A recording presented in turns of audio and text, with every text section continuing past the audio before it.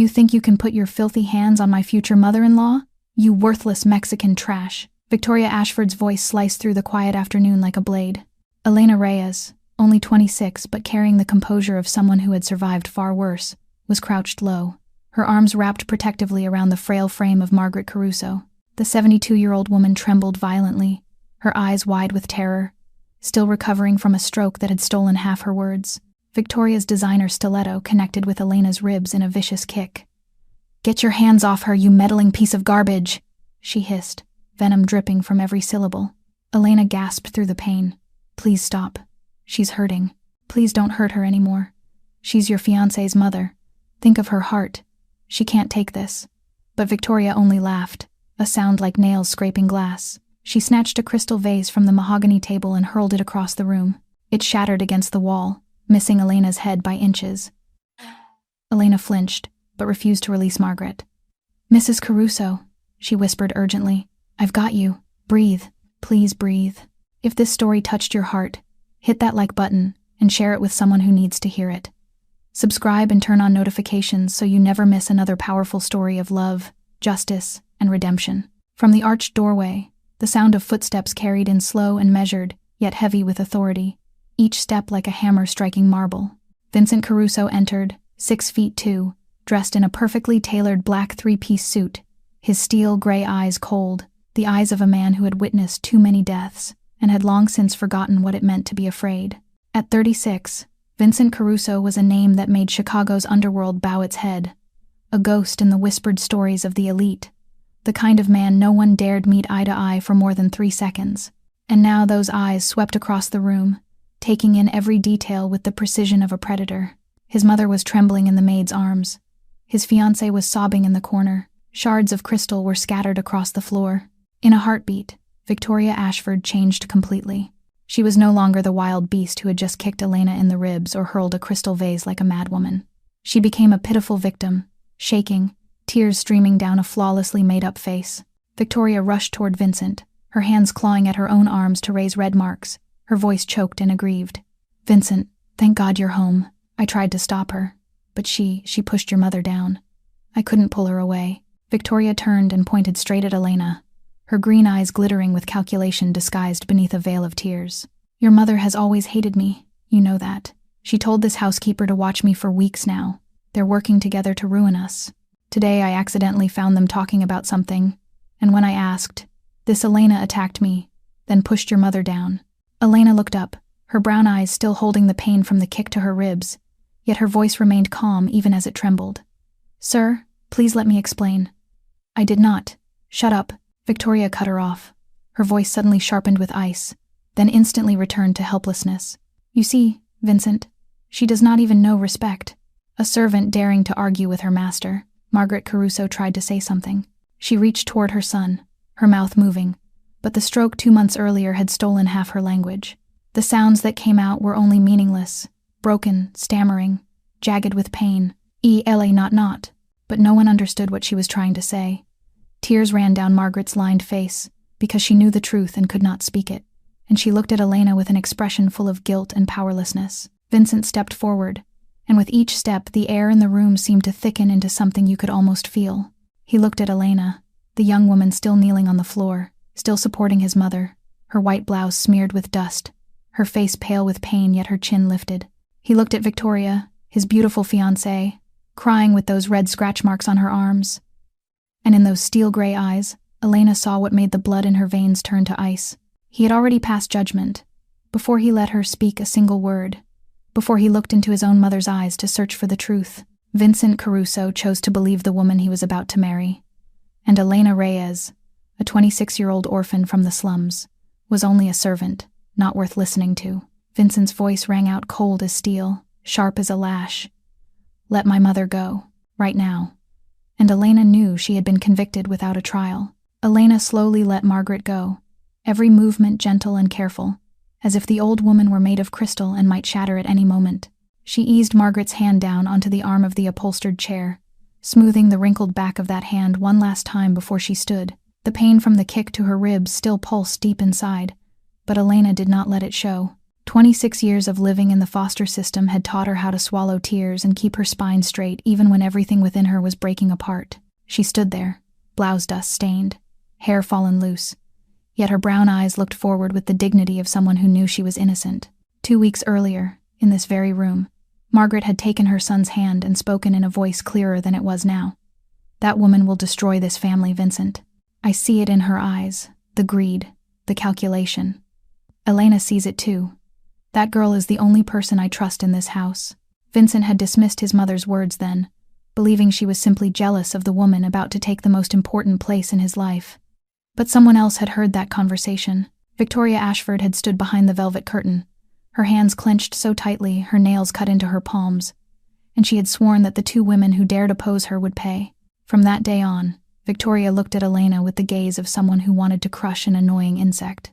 Not because Elena had done anything wrong, but because Margaret trusted her, because she could see through Victoria's true face, because Elena's very existence was a reminder that not everyone was blinded by Victoria Ashford's beauty and tricks. Now Victoria stepped closer to Vincent, resting her head against his shoulder like a victim seeking shelter. She whispered softly enough to feel private, yet loud enough that Elena heard every word.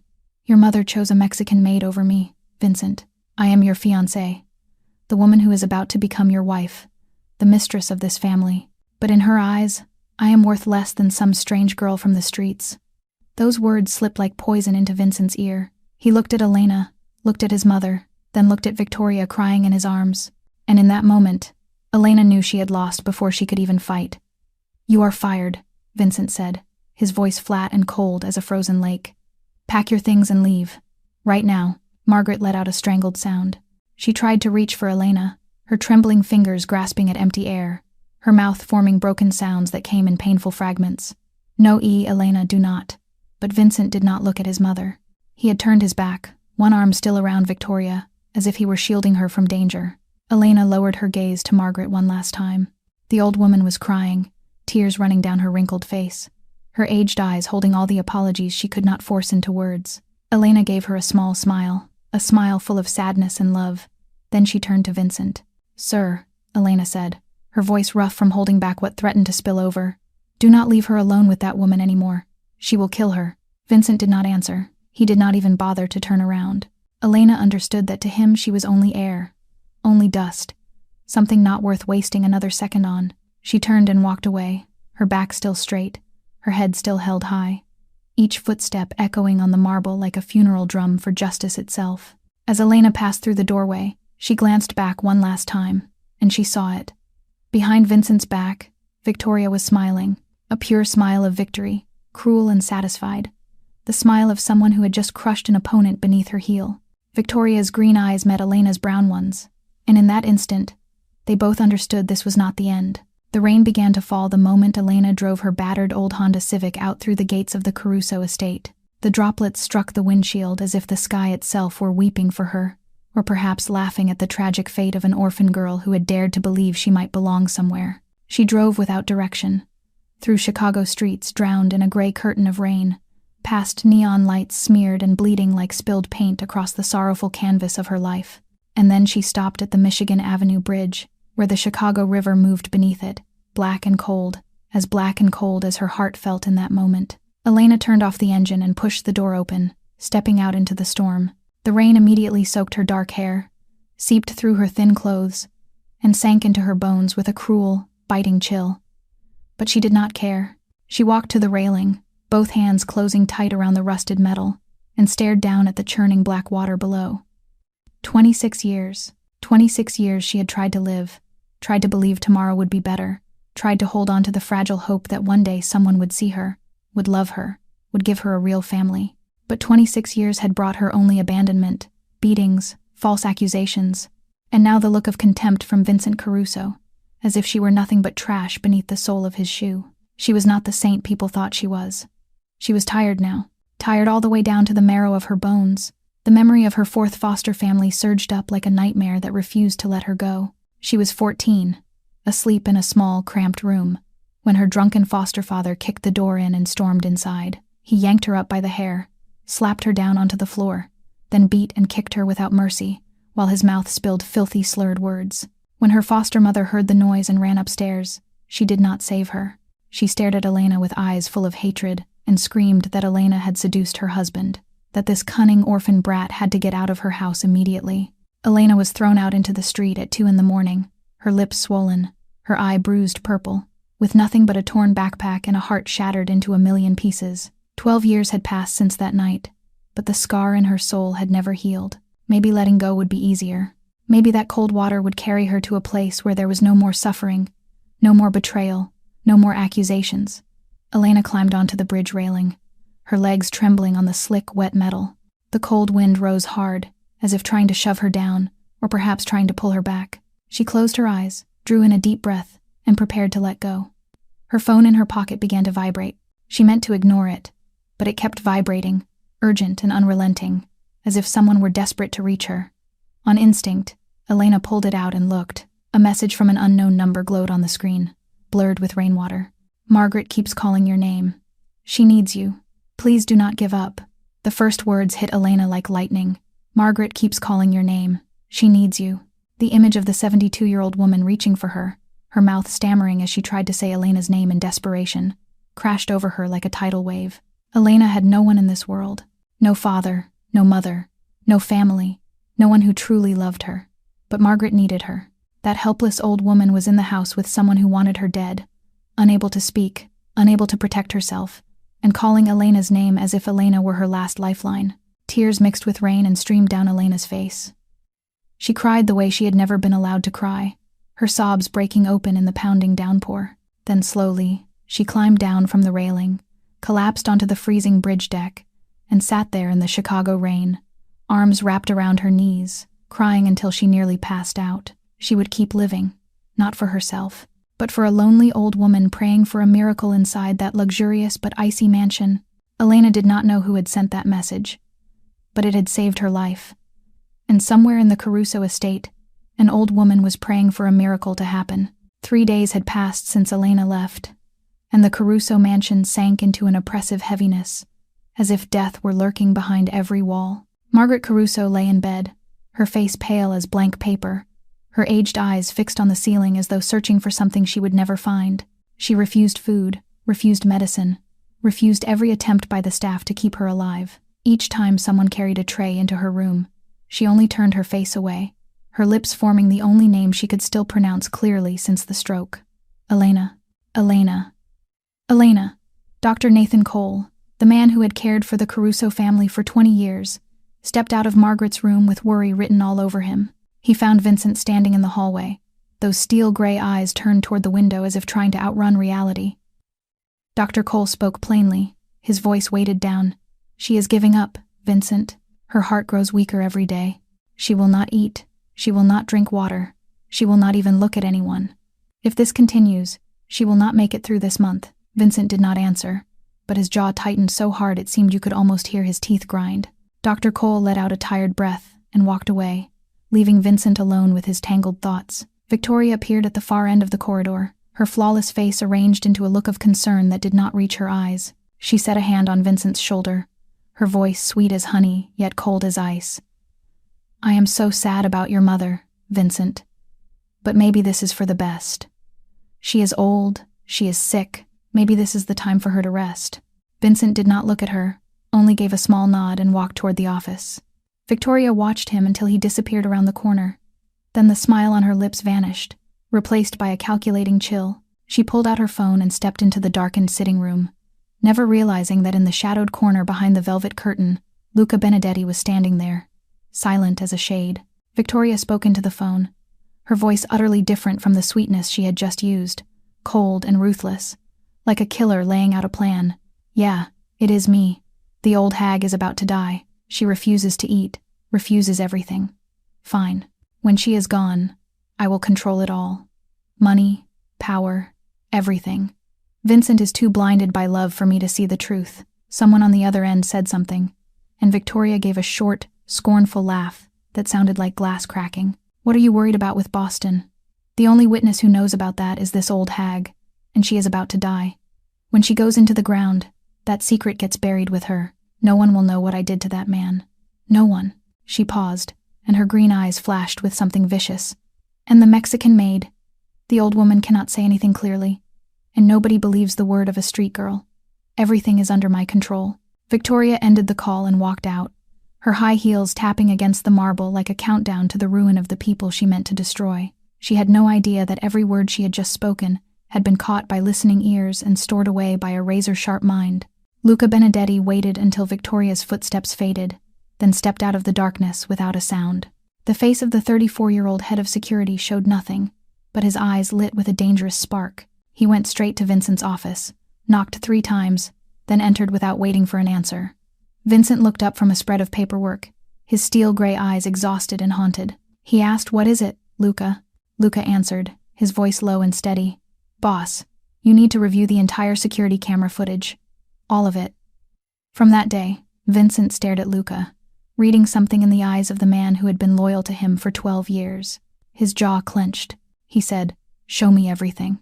Vincent did not yet know that what he was about to see would shatter every belief he had ever held. The security room sat deep in the basement of the Caruso mansion, flooded with a cold blue glow from dozens of surveillance monitors. Vincent lowered himself into the leather chair at the control desk, with Luca behind him.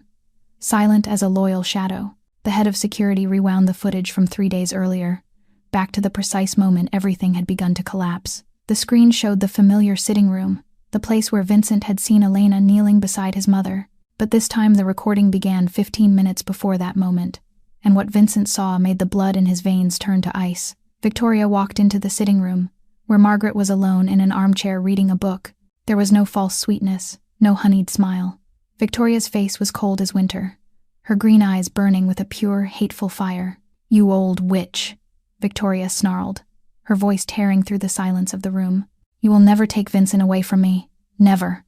Margaret lifted her gaze to Victoria, her old eyes unshaken even though her body had grown much weaker after the stroke. She spoke slowly, each word clear and firm.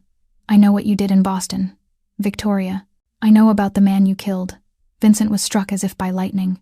He leaned forward, those steel-gray eyes locked on the screen as if he could not believe what he was hearing. On the screen, Victoria froze for an instant, then her face twisted with rage and panic. "What do you know?" she screamed. "You do not know anything. You are just a senile old woman." "I have evidence," Margaret said, her voice strangely calm. "I have kept it for 2 years now, since the day you began pursuing my son. I know who you are, Victoria Ashford. You are a murderer, and I will not let my son marry a killer." Victoria's scream came like an animal backed into a corner. She lunged at Margaret and slapped the 72-year-old woman across the face with all the strength of madness. "Shut up! Shut up! You damn old hag!" She struck again and again, slapping, punching, grabbing the old woman's hair, shouting vile curses. Margaret could not fight back, her body too weak after the stroke. She could only lift her hands to shield her face while the blows fell like rain. Vincent clenched his teeth until his jaw ached, his fist tightening against the arm of the chair until his knuckles turned white. Then the sitting room door flew open, and Elena rushed in. Without a second of hesitation, without a flicker of fear, the 26-year-old woman threw herself into the storm of violence, using her own body to shield Margaret. She wrapped her arms around the old woman, turned her back to Victoria, and took every kick, every punch, every slap that Victoria unleashed. Elena did not scream, did not beg for herself. She only held Margaret tighter and whispered soothing words into her ear. "I am here, Mrs. Caruso. I will protect you. Breathe. Please breathe." Vincent shot to his feet, the chair sliding back and crashing to the floor with a thunderous bang. He stared at the screen, at the image of Elena being beaten while she protected his mother, at the image of Victoria raging like a wild beast, and everything he had ever believed shattered into pieces like a sandcastle before a tidal wave. He had thrown Elena out. He had believed Victoria. He had left his mother alone with someone who wanted her dead. He had nearly killed his own mother with his blindness and pride. With a growl full of rage and pain, Vincent drove his fist straight into the screen in front of him. Glass exploded outward, blood from his knuckles dripping onto the control desk, but he felt no pain. Physical pain was nothing compared to the agony tearing his heart apart from the inside. Luca stood silently behind him, not saying a word. He knew that in this moment, his boss needed to be alone with the brutal truth. Vincent turned, his face carved from cold stone, but his steel-gray eyes burned with the fire of hell. His voice rang out, and it was the voice of death. "Find Victoria, and find Elena. If she harmed herself because of me..." He could not finish the sentence. The The thought was too painful to force into words. Victoria was sitting in the upstairs master bedroom, smoothing lotion onto her skin in front of the mirror as if nothing had happened, when the door burst open and Vincent walked in. She turned with the sweet smile she had practiced thousands of times, but that smile died on her lips the instant she saw his face. Vincent's steel-gray eyes were no longer the eyes of a man in love with her. They were the eyes of an executioner staring down a criminal. "Vincent, darling." Victoria rose, her voice honey-sweet. "What is going on?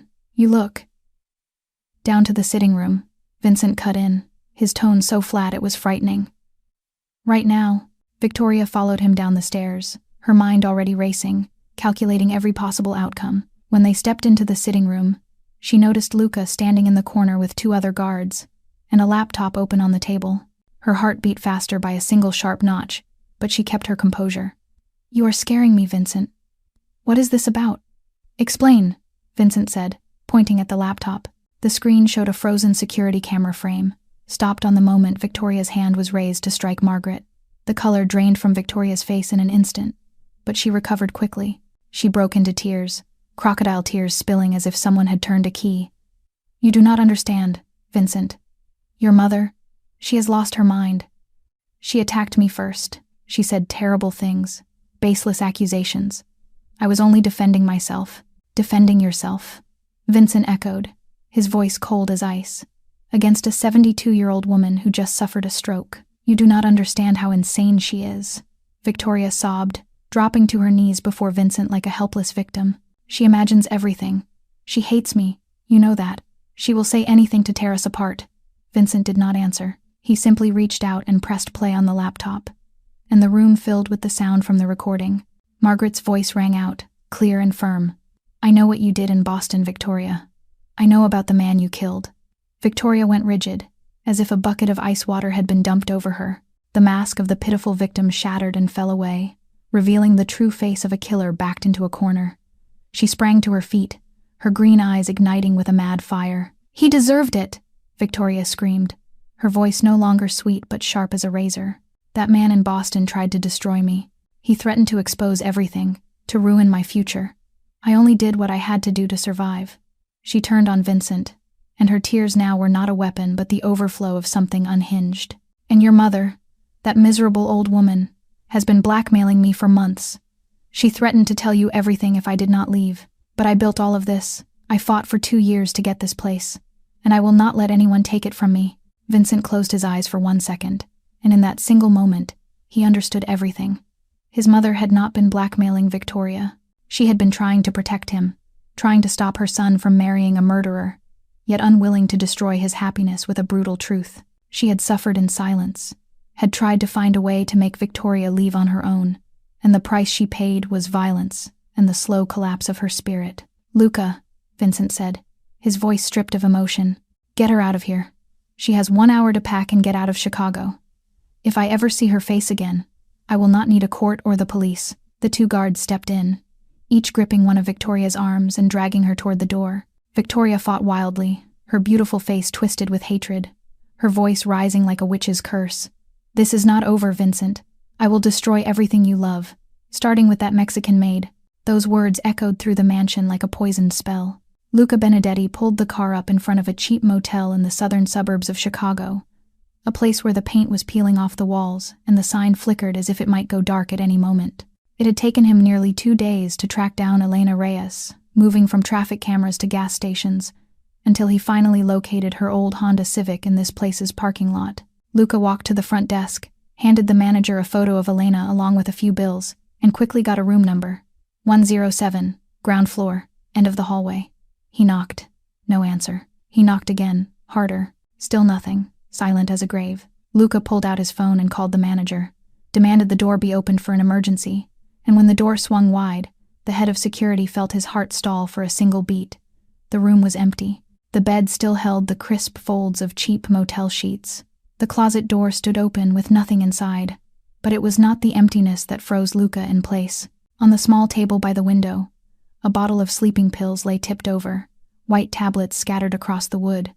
Beside it was a sheet of paper in trembling handwriting, only a few unfinished lines. "I am sorry, Mrs. Margaret. I cannot." The last letters smeared, as if the writer had cried while writing them, or no longer had the strength to finish.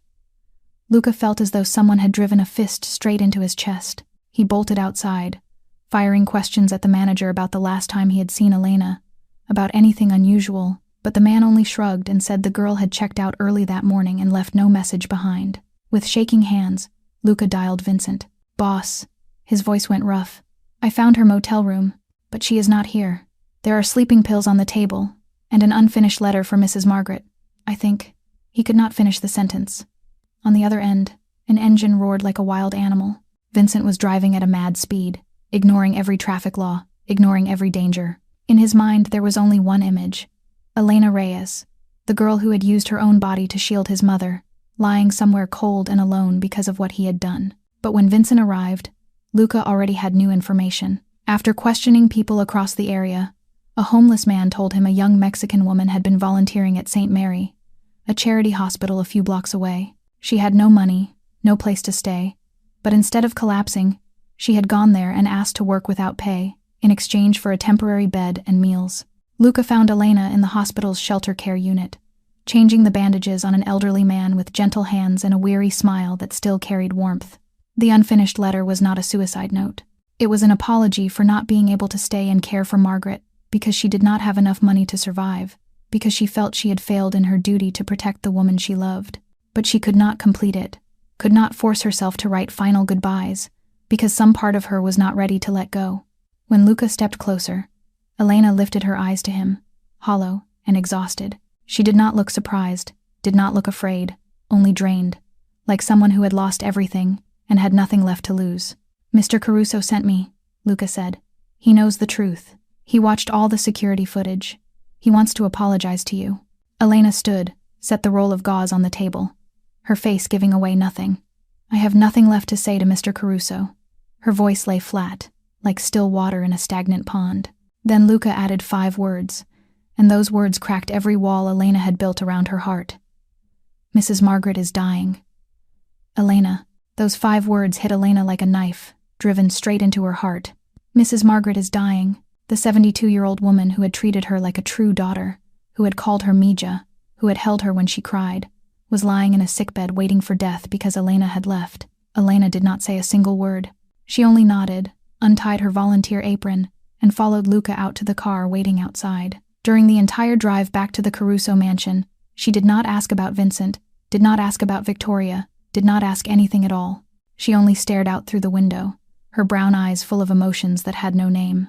When the car stopped at the mansion gates, Elena stepped out and walked straight inside without waiting for anyone to lead her. She knew the way to Margaret's room as well as she knew the way home, because in the 3 months she had worked here, that room was the only place she had ever felt loved. She pushed the door open and stepped in, and what she saw shattered her heart. Margaret lay in bed, her face pale as blank paper, her eyes tightly shut, the lines in her face seeming deeper after only a few days apart. But when Elena came to the bedside, the old woman seemed to sense her presence. Those aged eyes slowly opened, and when she saw Elena's face, Margaret began to cry.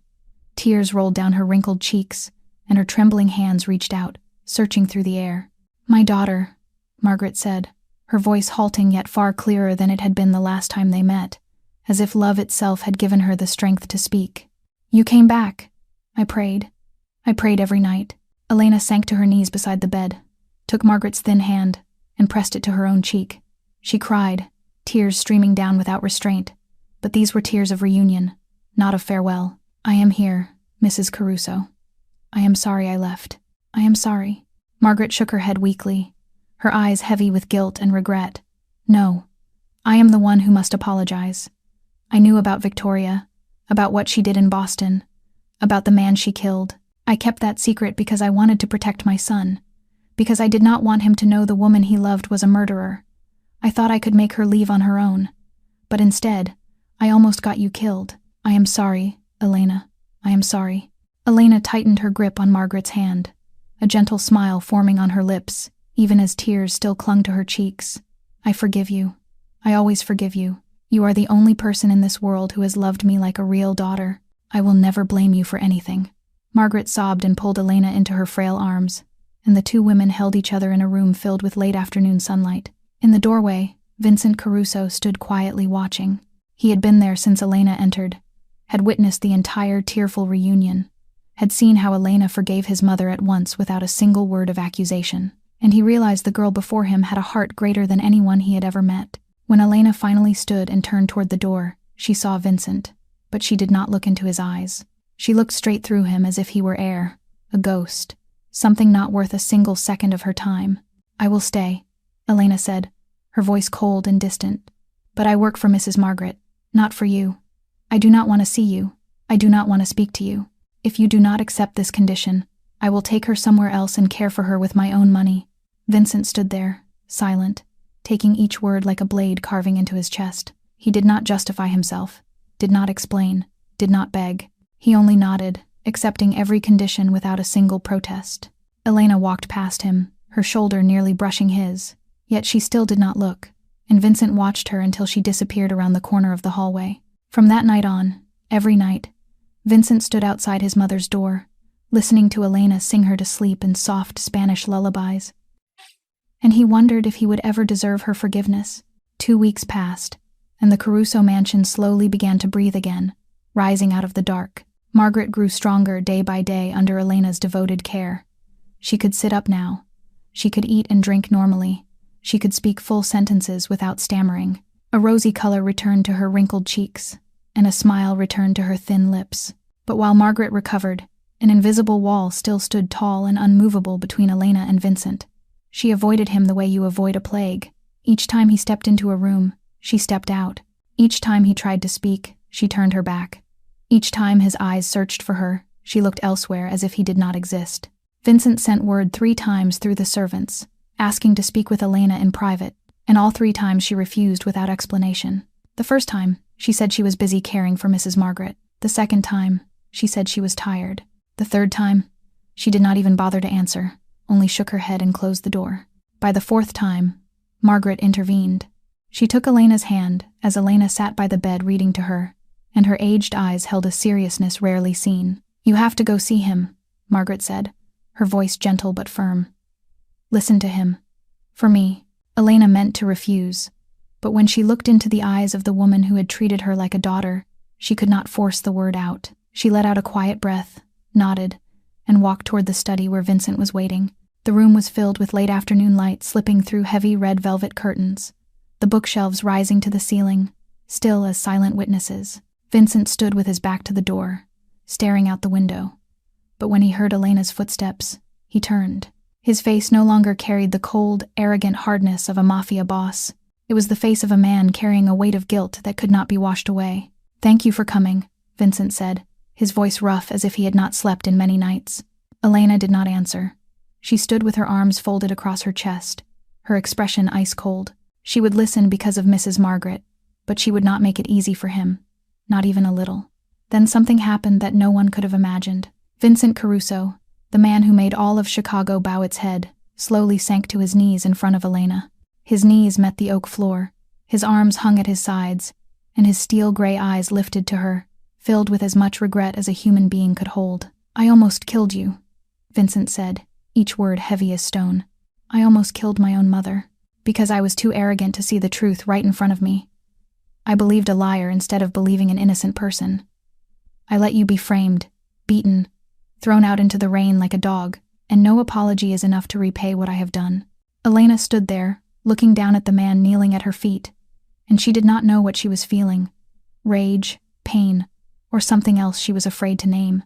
"My father was murdered when I was 18, Vincent went on, his voice breaking into pieces, betrayed by his closest friend, the man he trusted like a brother. I watched him die in his own blood, and from that day on, I swore I would never trust anyone again.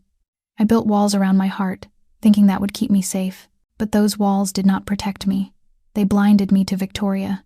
They kept me from seeing the devil wearing a human face right beside me, and you, the only one who truly protected my mother, were the one I cast out." He stopped, drew in a deep breath as if holding himself together by sheer force.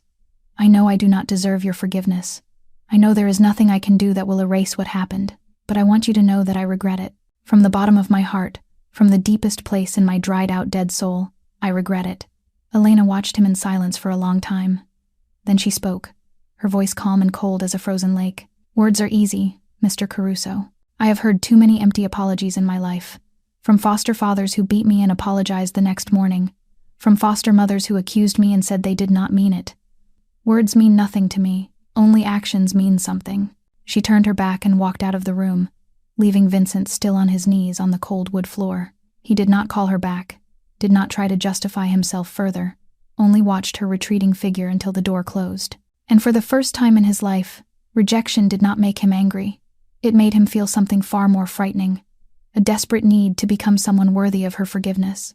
4 weeks had passed since the day Vincent knelt in the study, and something had shifted between him and Elena. She no longer avoided him the way you avoid a plague. She no longer looked through him as if he were air. Instead, there were brief conversations when they happened to cross paths in the hallway, polite good mornings, glances that lingered a little longer before she turned away. Vincent did not say much, did not try to force anything, only proved himself through actions, day after day. He spent more time with his mother, learned to listen instead of command, and whenever Elena needed anything for Margaret, he responded immediately without making her ask twice. And Elena, though she did not want to admit it, began to see a different Vincent. Not the cold Mafia boss, but a son trying to mend what he had broken. Late one night, around 2 a.m, Elena woke up thirsty. She quietly rose from the chair beside Margaret's bed, where she often dozed while caring for her, and stepped into the dark hallway. Moonlight filtered through the tall windows, laying silver bands across the marble floor, and Elena followed those pale stripes toward the kitchen. But as she passed the slightly open door of the office of Vincent, the voices inside made her stop. "Boss, I found the information you asked for," Luca said, low and grave, "about the case 10 years ago. The Marco De Luca case." Elena knew she should not listen. This was not her business, yet her feet seemed nailed to the floor, and she stood there, hearing every word as if under a spell. "Say it," Vincent's tired voice answered. "I need to know everything. Marco De Luca is dead, just as you ordered," Luca said. "But there is a problem. That night, the men got the address wrong. Before they found the right house, they attacked another home on the same street. The homeowner was an innocent man named Thomas Reyes. He was beaten to death, and the police called it a car accident in exchange for hush money." Silence stretched for a few seconds, as if the air inside the room had turned solid. "Thomas Reyes," Vincent repeated, the name heavy with guilt. "The innocent man I indirectly killed because of my men's carelessness. I have carried this guilt for 10 years, Luca. Every night I see the faces of innocent people who may have died because of my orders. Thomas Reyes haunts me the most, because he did nothing wrong. He only lived in the house at the wrong address." Outside the door, Elena stood frozen like stone. The name Thomas Reyes rang in her mind like a funeral bell, each toll smashing another piece of her heart into fragments. Thomas Reyes, her 5th foster father, the only man in 26 years of her life who had treated her like a true daughter. He had taken her in when she was 16, after she escaped the violent 4th foster family. He had given her a room of her own with yellow curtains and a warm quilt. He had taught her how to cook, taught her how to drive, taught her that not all men in this world were monsters. He had called her Mija and promised he would never let anyone hurt her again. And then one night the police knocked on the door and said he had died in a car accident. 16-year-old Elena cried for 3 days, then was sent back into the foster system, then moved from one family to another until she turned 18 and was pushed out onto the street. She had thought it was an accident. She had thought fate was cruel to steal the only father who had ever loved her. But it was not an accident. It was not fate. It was Vincent Caruso, the man who was slowly healing her heart, the man she was beginning to trust, the man she was beginning to feel something for that she did not dare name, was the one who had killed the only person who had ever truly loved her. Elena did not know how she got back to her room. She only knew that when the door closed behind her and the lock clicked, she collapsed onto the floor, both hands over her mouth to keep her sobs from spilling into the hallway. She cried as if she had never been allowed to cry, the broken sounds tearing her chest open, tears pouring down beyond her control. She cried for Thomas Reyes, for the foster father who had died unjustly in the dark. She cried for the 16-year-old girl who had lost her last thread of hope. And she cried for herself, for a heart breaking all over again because she had dared to believe in the redemption of a killer. Elena lay on the cold floor all night, eyes fixed on the ceiling, tears still quietly sliding down her cheeks. The man who was slowly healing her heart had destroyed the only person who had ever loved her. How could she ever forgive that? The next morning, Elena walked into Vincent's office without knocking. She had not slept a single minute all night, her eyes swollen and red from crying, her face drained pale like someone who had just crawled out of a nightmare. But it was not a nightmare. It was the truth. and that truth was burning her alive from the inside. Vincent looked up from the stack of papers on his desk, and the moment he saw Elena's face, he knew something terrible had happened. He rose, about to say something, but Elena cut him off, her voice trembling from the effort of holding her fury in. "Thomas Reyes," she said, each word fired like a bullet. "Do you know that name?" Vincent went rigid. His face looked as if someone had thrown a bucket of ice water over him, the blood draining from his skin in a single instant. He knew that name. He had carried it like a curse for 10 years. You know about that?" Vincent asked, his voice turned rough. "No." Elena let out a bitter laugh, the sound sharp with pain, cracking through the room like shattered glass. "I do not just know, Mr. Caruso. Thomas Reyes was my foster father. He was the only person in this world who ever loved me." And then the wall Elena had built for 26 years collapsed completely. She screamed, losing control in front of someone for the first time in her life, the words pouring out like volcanic lava. Impossible to stop. "You killed him. You killed the only father I ever had. He was the only one who ever gave me a home, who ever called me his daughter, who ever promised to protect me. And you took him from me. I was 16, Mr. Caruso. 16. And I lost my last shred of hope because your men got the address wrong." Tears streamed down Elena's face, but she did not care. She did not care that she was standing before the most powerful Mafia boss in Chicago. She did not care that he could have her killed with a single nod. She cared only about the pain ripping her heart apart, about the image of a gentle man with a warm smile stolen away for nothing. Vincent stood there like stone, his steel-gray eyes wide with shock. He had known about Thomas Reyes.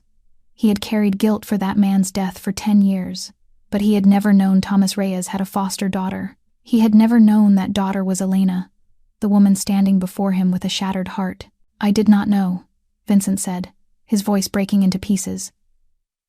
"I swear to you, Elena, I did not know he was your foster father. I only knew his name, knew he died unjustly because of my men's mistake. That death has haunted me for 10 years. Every night I see his face in nightmares. That is why I started wanting to change. Not because of you, not because of anyone else, but because I could not live with myself anymore after killing an innocent man." He took a step toward Elena, but she stepped back, her hands lifting as if to defend herself from an enemy. "I cannot bring him back," Vincent went on, desperation bleeding into his voice. "I cannot erase what happened. But for 10 years, I have sent money to his wife every month, anonymously, to make sure she never had to worry about finances. I tried to atone in the only way I knew. But I know it is not enough. Nothing is enough. Nothing can ever be enough to repay an innocent life." Elena did not answer. She only turned and ran out of the room, ran to her own room and began to pack. She could not stay here another minute. She could not look at the man who had taken the only father she ever had, no matter how much he regretted it. Some guilt cannot be forgiven. Some wounds cannot be healed. She went to Margaret's room to say goodbye, tears still clinging to her cheeks. The old woman looked at her with eyes full of understanding, and before Elena could say a single word, Margaret spoke. "You know about Thomas Reyes now, do you not?" she asked softly. Elena froze. "You knew," Margaret answered, her voice heavy with sorrow. "I know everything, my daughter. I know Thomas was your foster father. I know my son indirectly caused his death. And I know something you may not know." She reached into the bedside drawer and took out an old envelope, handing it to Elena. "This is the last letter Thomas wrote to his wife before he died. She sent it to me after she learned I was the mother of the man who caused her husband's death. She wanted me to read it, and now I want you to read it." Elena took the letter with shaking hands, opened it, and read the familiar handwriting she still remembered. And when she reached the final lines, her heart seemed to stop.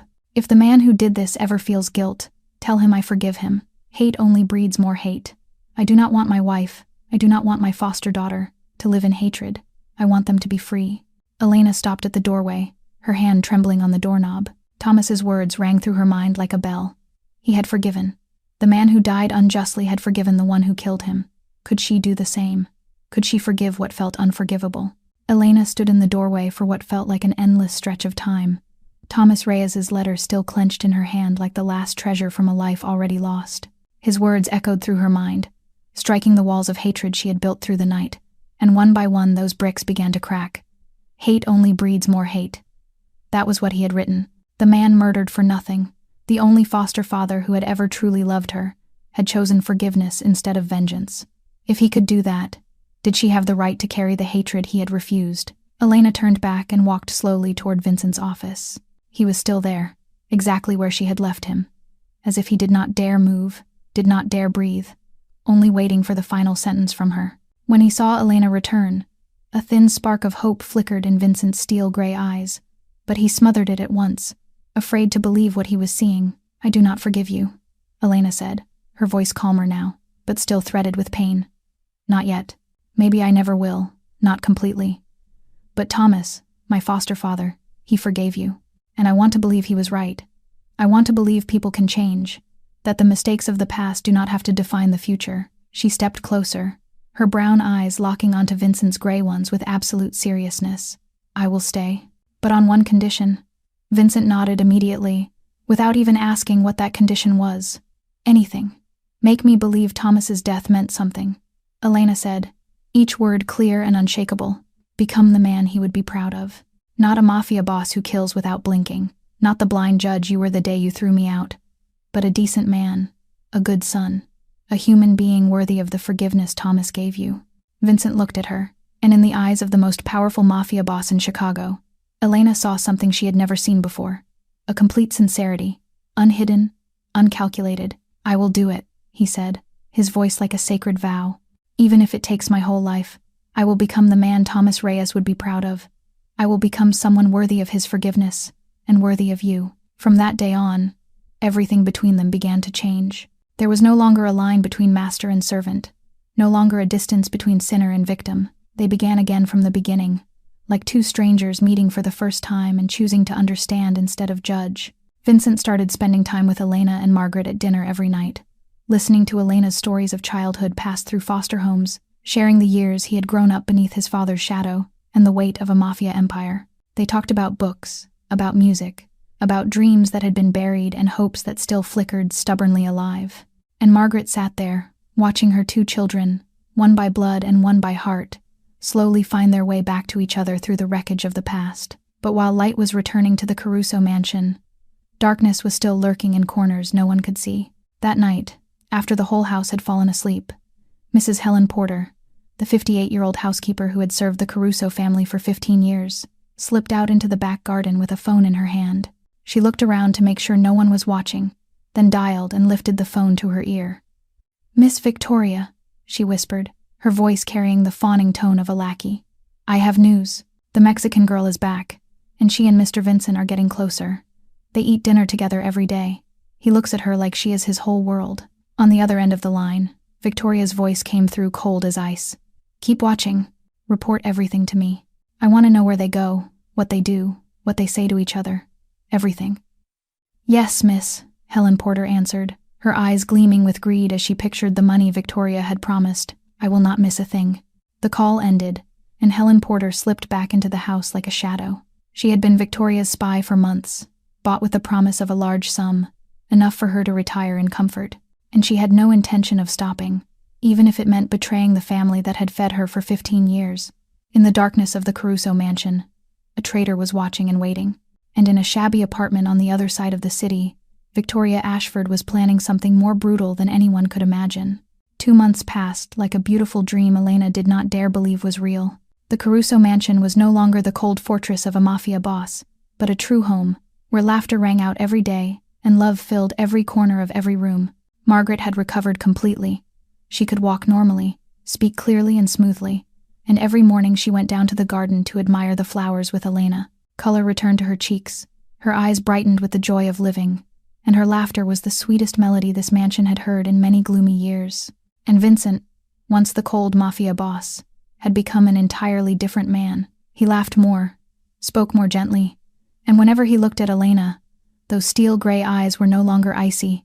They were warm as firelight in winter. One full moon night, as they stood on the balcony looking out over a garden washed in silver, Vincent took Elena's hand and spoke words he had never spoken to anyone. "I love you, Elena. I do not know exactly when it began, but I know I cannot imagine my life without you anymore." Elena looked at him, her brown eyes shimmering in the moonlight, and she realized her heart had belonged to this man for a long time, even as she fought it, even as she built walls to keep it out. "I love you too," she whispered, her voice trembling with emotion. Even though I tried not to. Even though I know it is crazy. Vincent leaned down, and his lips met hers in their first kiss, gentle and sweet as a promise of a future neither of them had dared to dream. After that kiss, they stood in each other's arms beneath the moonlight, and Vincent told Elena about his plans. I want to give it all up, he said. The Mafia, the power, the dirty deals. I will hand everything over to Luca, legalize the income streams, and live like a normal man, a normal husband, a normal son. I am sick of living in the shadows, Elena. I want to step into the light. With you. Margaret's 73rd birthday arrived in the warm air of spring. Elena rose early to make the birthday cake by hand. A chocolate cake with fresh cream and delicate sugar flowers she had been learning to make all week. Vincent decorated the dining room himself with fresh blooms from the garden. And when Margaret walked in, she cried with happiness at the sight of the two people she loved most, standing there with radiant smiles. The small celebration held only the three of them, but it was the happiest celebration the mansion had ever witnessed. Vincent laughed. A real laugh from the bottom of his heart. For the first time in many years since his father died, Elena sang Happy Birthday in Spanish, and Margaret blew out the candles with eyes shining with happy tears. After the cake, Margaret took the hands of her two children, one by blood and one by heart, and spoke through a tight, trembling voice. This is all I ever wanted. My son is happy, and a daughter I never had. I can die with no regrets. You will live to be 100, Vincent said, kissing his mother's forehead, and you will see your grandchildren running through this garden. Elena blushed, and Margaret laughed, a clear, bright laugh like a woman in her 20s. Everything seemed perfect. Victoria Ashford appeared to have vanished from their lives entirely, like a nightmare that had passed and would never return. No one spoke of her anymore. No one worried about her anymore. The story seemed as if it had reached a happy ending. But in the darkness of the kitchen, after everyone had gone to sleep and the mansion had fallen silent, Helen Porter pulled out her phone and typed a message. Tonight, 2 a.m, the guard at the East Wing will be distracted. I will leave the back door open. The message was sent, and Helen Porter smiled in the dark, the smile of a traitor waiting for her reward. 1:47 a.m, while the Caruso mansion slept in peaceful, careless slumber, 2 black shadows slipped over the wall surrounding the property. They carried knives, sedatives, and orders to kill. Victoria's revenge had finally begun. Elena jolted awake in the middle of the night, her heart hammering out of control for a reason she could not name. She lay perfectly still, listening in the dark, the room drowned in a suffocating silence. Yet the survival instinct sharpened by 26 years of living in fear was screaming that something was wrong. A small sound came from somewhere in the hallway, like footsteps trying to move too softly, like a breath held back by someone determined to make no noise. Elena slid out of bed, bare feet touching the cold wooden floor, and quietly opened her door to look outside. What she saw made the blood in her veins turn to ice. The 2 guards assigned to this floor lay motionless on the ground, a pool of dark blood spreading beneath their heads under the moonlight spilling through the window. And at the far end of the hallway, 2 black figures were moving toward Margaret's bedroom, knives in their hands catching the moon and flashing a hard, silver cold. Elena did not think. The instinct to protect the woman she loved like a real mother ignited stronger than any fear. She drew in a deep breath and screamed with everything in her chest. There are intruders. Alarm, alarm. Her voice ripped through the night silence, echoing through the mansion like a death bell. The 2 shadows snapped around, and in the moonlight pouring through the windows, Elena saw their faces, 2 unfamiliar men with the cold eyes of professional killers. But Elena did not run. She ran toward the danger, toward Margaret's room, toward the 2 murderers standing between her and the woman she had to protect. She reached Margaret's door in seconds, threw her arms wide to shield the white door with her body, her brown eyes burning with resolve as she stared down the 2 assassins advancing. If you want to get in, you will have to kill me first, Elena said, her voice steady even while her heart pounded like a war drum. The first assassin stopped, a cruel smile spreading across the scarred face. That is exactly the plan, sweetheart. Victoria sends her regards. That name, Victoria, made Elena understand everything in an instant. This was not a random robbery. This was revenge. The hand of the she-devil they thought had vanished, reaching out from the dark to destroy everything they had built. But Elena did not have time to be afraid. The first assassin lunged, the blade swinging through the darkness.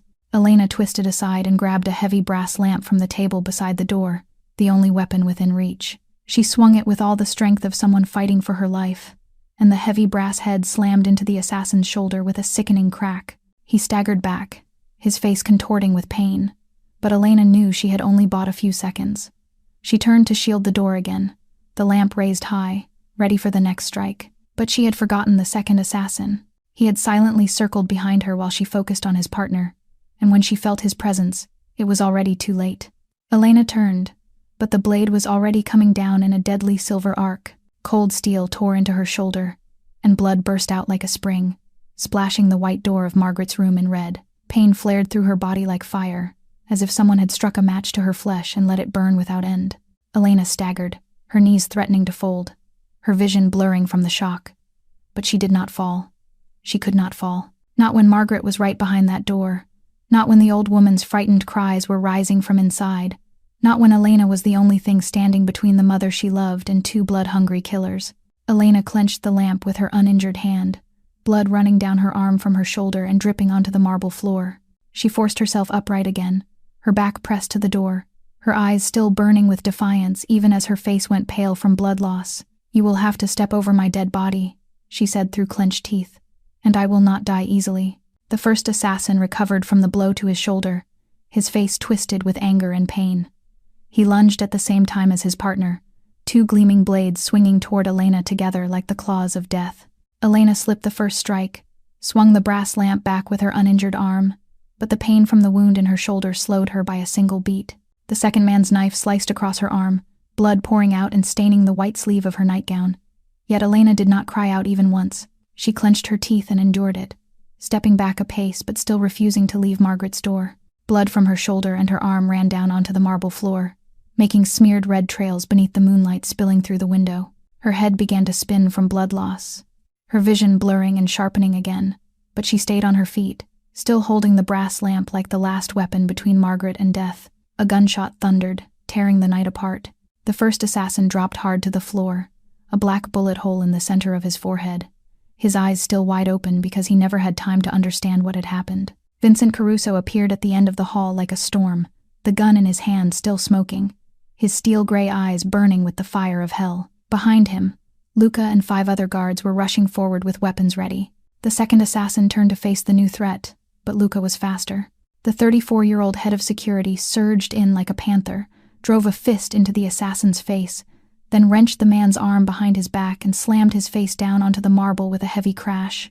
But in the chaos, no one noticed another figure moving silently in from the staircase. Helen Porter, the 58-year-old housekeeper with the gentle face who had served the Caruso family for 15 years, had a kitchen knife in her hand. Her eyes no longer held the servile, fawning look of a maid.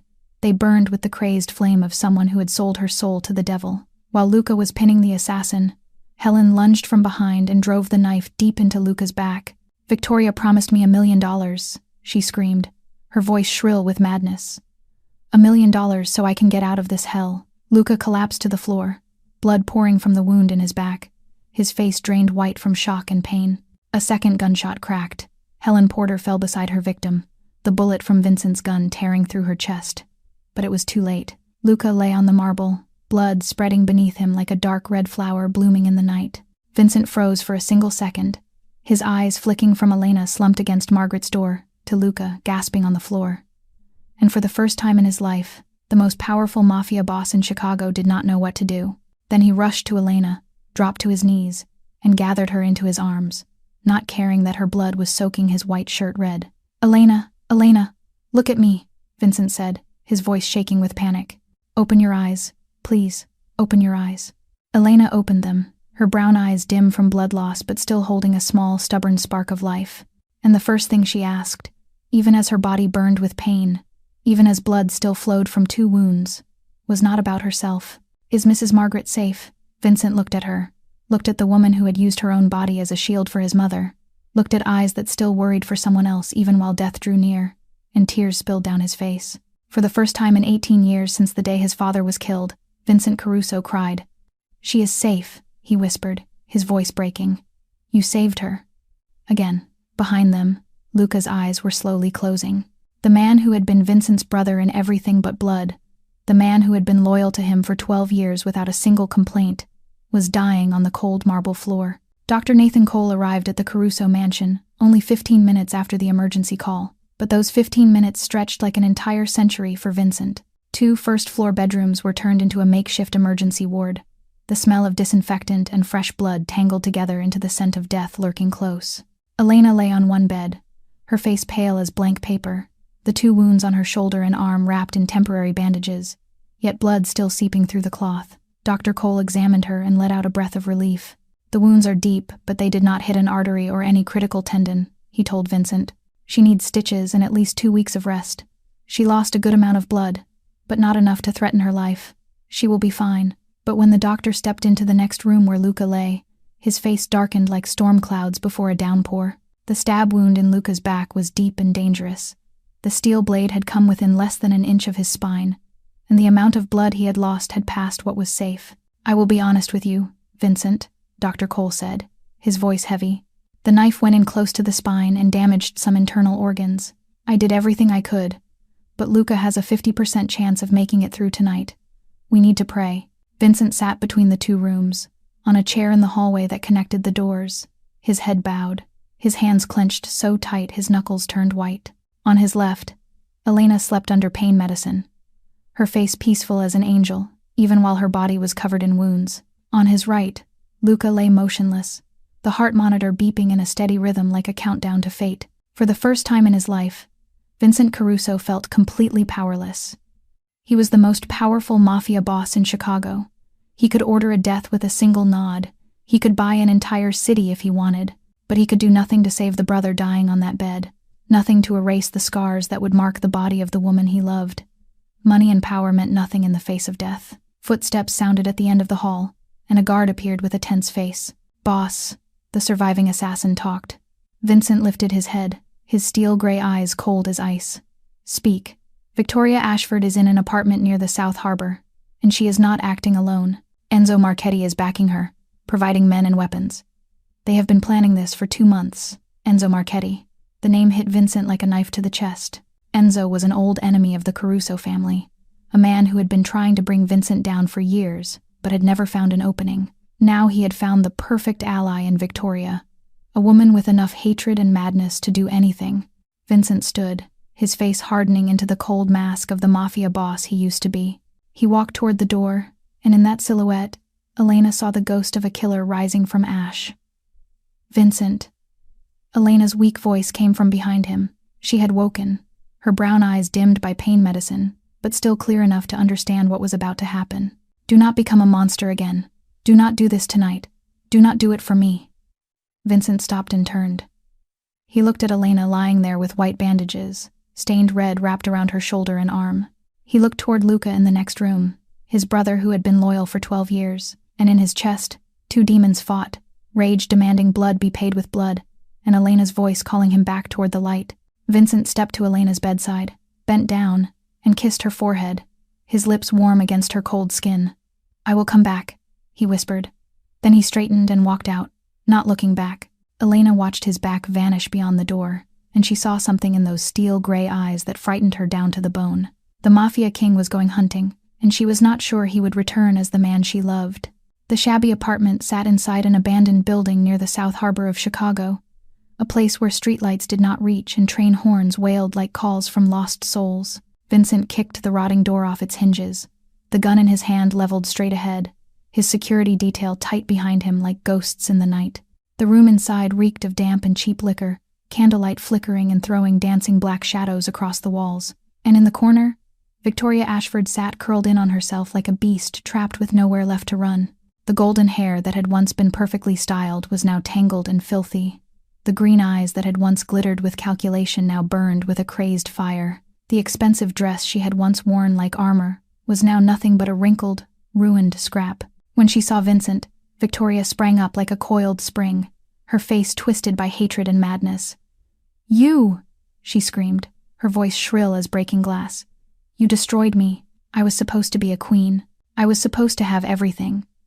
But you took it all away for that miserable Mexican maid." Another figure appeared from the adjoining room, and Vincent recognized the face at once. Enzo Marchetti, the rival mobster who had been trying to overthrow the Caruso family for years, stood there with a gun in his hand and a vicious smile on his mouth.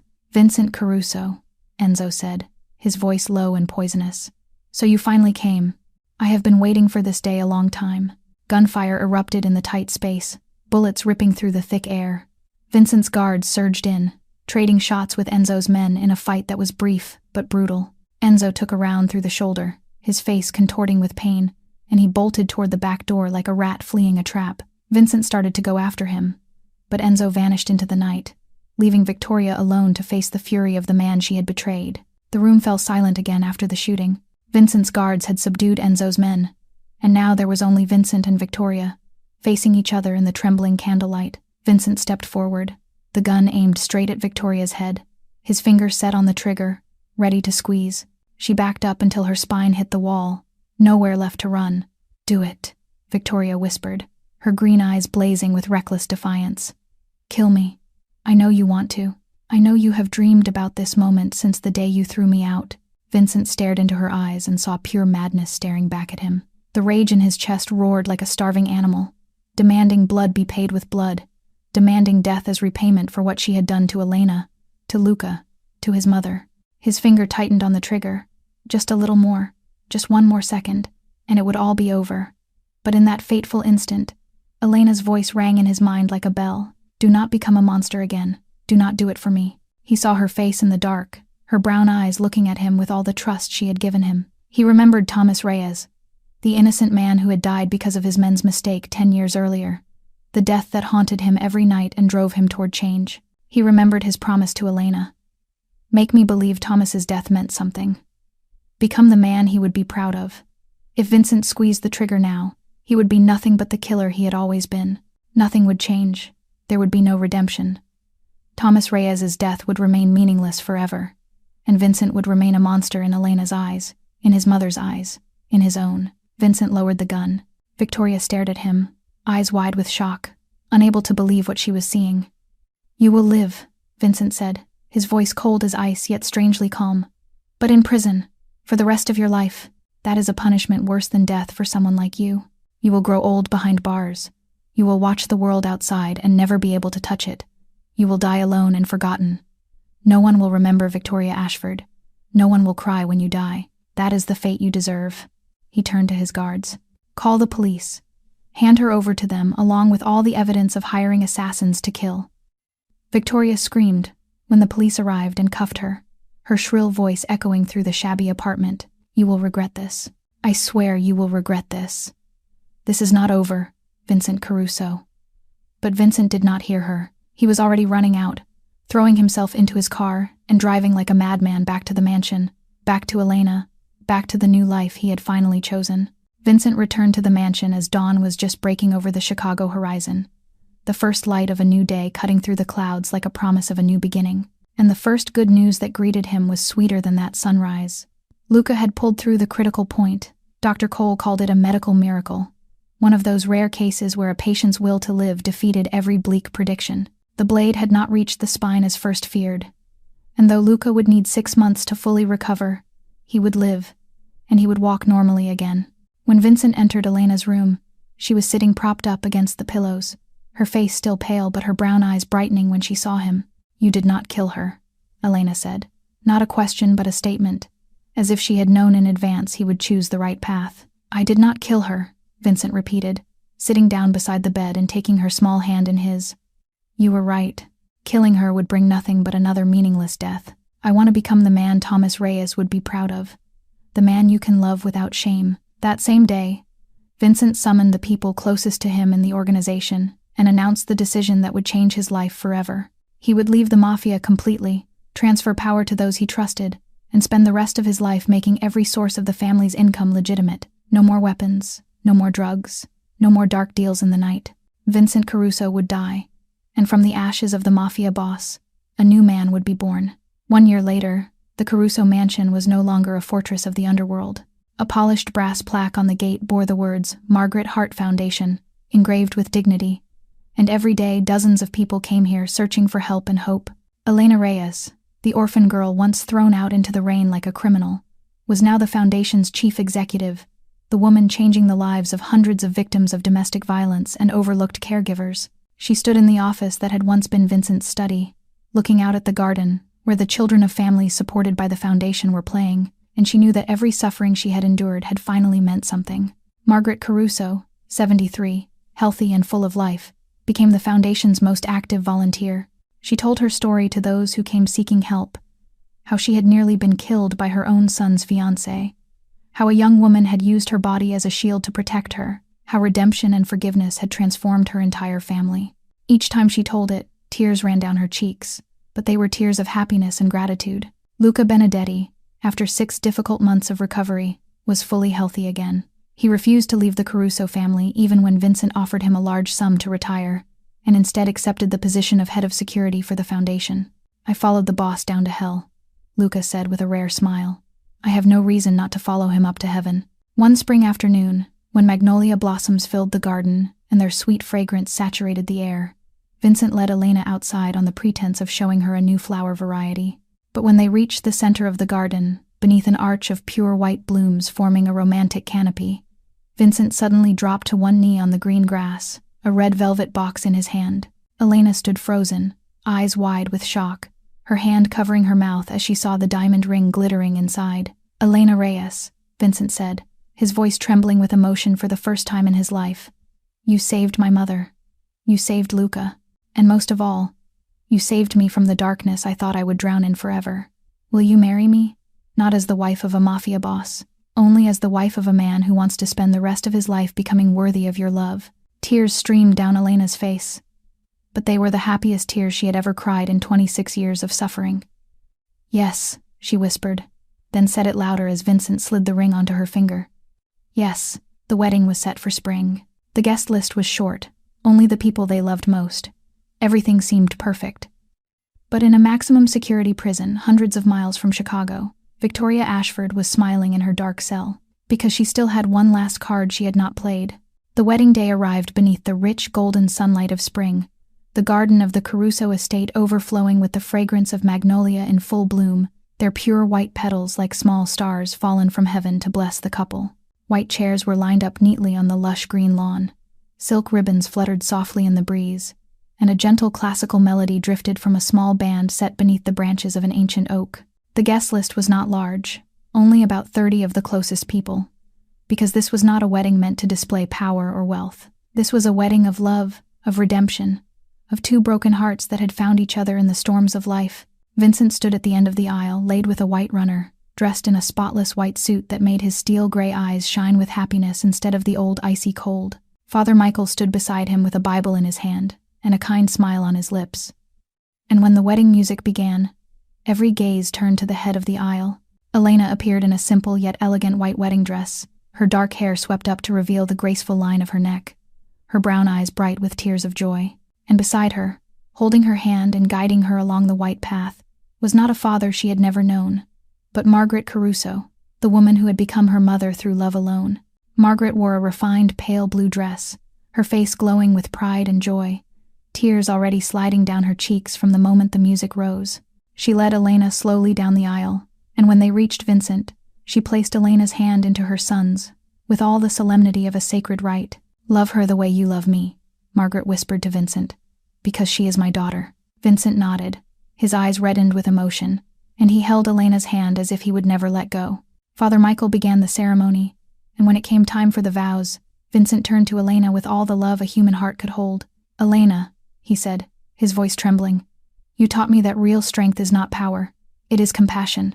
You taught me that the past does not define us, our choices do. You saved my mother, you saved me, and you gave me a reason to become better every day. I swear I will love you, protect you, and be worthy of you until my final breath." Elena smiled through her tears and answered him. "Vincent, I once thought I would never trust anyone, never love anyone, that I would live forever in the shadow of my painful past. But you taught me that even the most broken people can change. That forgiveness is not weakness, it is the bravest thing we can do. I swear I will love you, trust you, and build a better future with you." Father Michael declared them husband and wife, and Vincent bent down and kissed Elena to the sound of applause and happy tears. Their first kiss as husband and wife was sweet and full of promise, like a vow without words for a lifetime together. But just as their lips parted, a scream tore through the joyful air. "If I cannot have him, no one can." Everyone turned, and what they saw made blood freeze in their veins. Victoria Ashford was rushing toward the ceremony, her blonde hair wild, her eyes blazing with madness and hate, and in her hand was a gleaming kitchen knife. She had escaped prison, found a way to come here, waited for the perfect moment to destroy everything. Victoria charged straight at Elena with the speed of a madwoman, the knife raised high to plunge down. But before she could get close, a figure cut in front of her. Luca Benedetti, the man who had nearly died protecting this family, surged forward like a panther and slammed Victoria to the ground in an instant. He wrenched her arm behind her back, pressed her face into the grass, and cuffed her with the handcuffs he always carried. "Not today," Luca said coldly. "Never." Police arrived within 10 minutes, and Victoria was led away one last time, still screaming curses in a shrill, unhinged voice, until she was shoved into the car and vanished from their lives forever. The ceremony continued after that moment of chaos, because no force could destroy the happiness they had built from suffering and tears. As sunset painted the Chicago sky red, Vincent and Elena stood by the living room window, fingers intertwined, looking out at the garden where they had just become husband and wife. The last light of day warmed their faces, shaping them into lines of peace and tenderness neither of them had believed they would ever hold. "Children, come eat dinner," Margaret's voice called from behind them, warm and full of love. "I made your favorite for both of you." Vincent and Elena looked at each other, smiled, then turned back into the house. Because this was their life now. No more darkness, no more secrets, no more fear. Only love, forgiveness, and a family rebuilt from shattered pieces. Some storms come to destroy, but some storms come to wash away what no longer belongs to us, leaving only what truly matters. The Caruso mansion survived its storm, and what remained was love, forgiveness, and a family reborn from ashes.